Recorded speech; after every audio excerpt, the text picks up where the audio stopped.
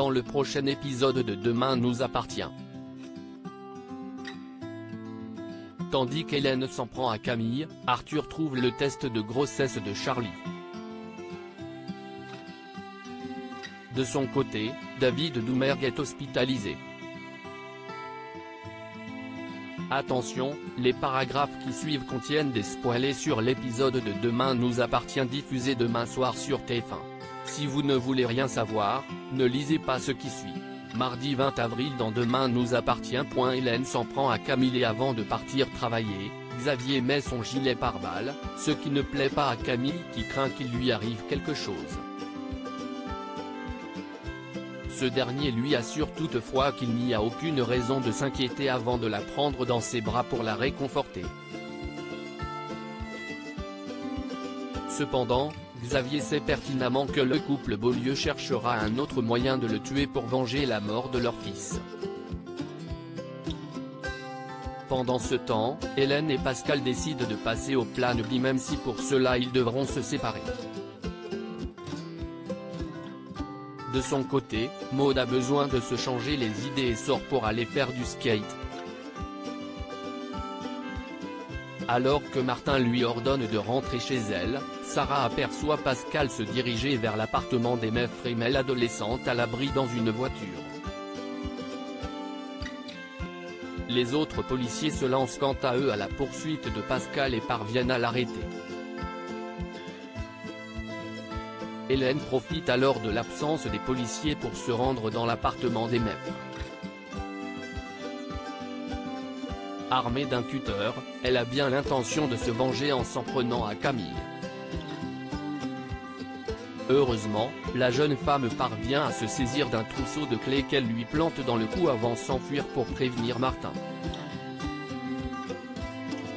Avant de quitter les lieux, Hélène verse quelques gouttes d'une drogue dans une bouteille de vin ouverte dans le frigo. Elle parvient ensuite à filer sans que la police ne la coince. Arthur trouve le test de grossesse Charlie et à la coloc, Charlie contacte Christelle et l'informe qu'elle n'a toujours pas eu ses règles. Comme la jeune femme craint d'être enceinte, Christelle l'enjoint à faire le test de grossesse pour être fixée et promet qu'elle sera là pour elle quoi qu'il arrive.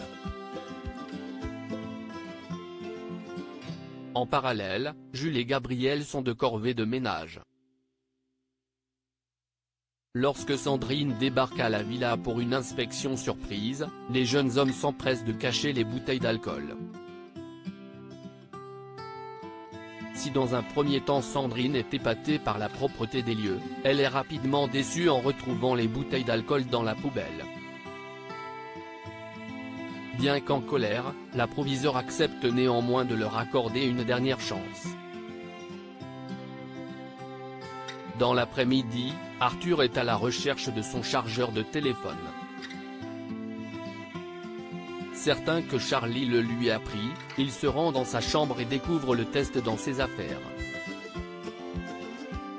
David Doumergue est hospitalisé après avoir longuement réfléchi. Roxane voudrait que son frère prenne un appartement à 7 pour qu'elle puisse s'occuper de lui maintenant qu'il est malade. Seulement, le jeune homme refuse que sa sœur prenne un tel risque et que la police finisse par découvrir sa véritable identité. Peu après, leur discussion est interrompue par Karim qui est venu s'assurer que Roxane ne rentrerait pas en contact avec son frère. Tandis que ce dernier est caché dans la chambre, le policier explique qu'il ne pourra rien faire pour elle si la police venait à découvrir qu'elle est en réalité Aurélie Doumergue. Malgré tout, il jure de garder le secret pour la remercier de tout ce qu'elle a fait pour sauver sa fille. Au commissariat, Aurore est prête à tout pour mettre la main sur Aurélie Doumergue.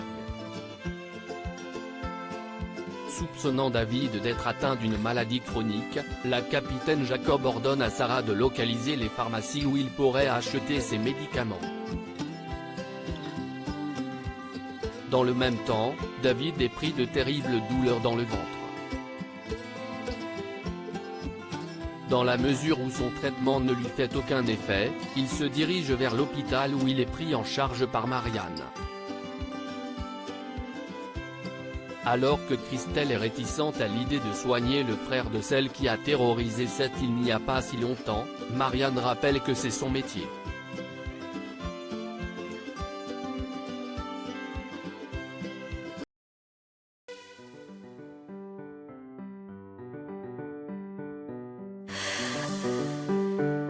나